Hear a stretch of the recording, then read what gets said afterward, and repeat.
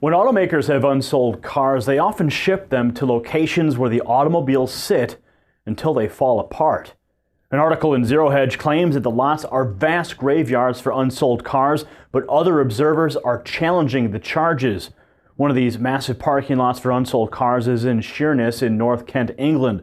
There are hundreds of similar lots around the world, including more than 57,000 rotting cars in one location in Baltimore.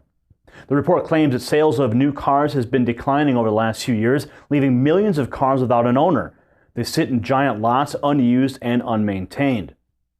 As manufacturers produce more cars, the companies buy more land around the auto graveyards to contain the vehicles.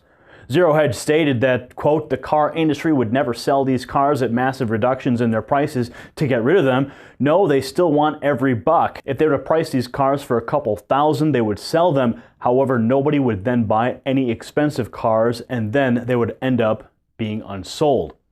Many of these giant lots are visible on Google Maps, including a former test track in Sunderland, England. That track was recently closed due to the enormous number of unsold cars covering the grounds.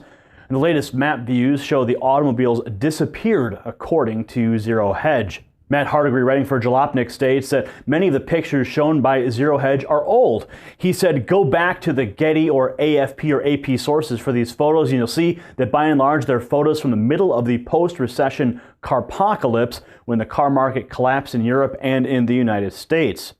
If the reports of auto graveyards are true, this would not be the first time corporations have thrown away vast quantities of unsold product. In 1983, Atari buried tens of thousands of copies of their video game E.T., the Extraterrestrial, after suffering the worst failure ever in the history of electronic games.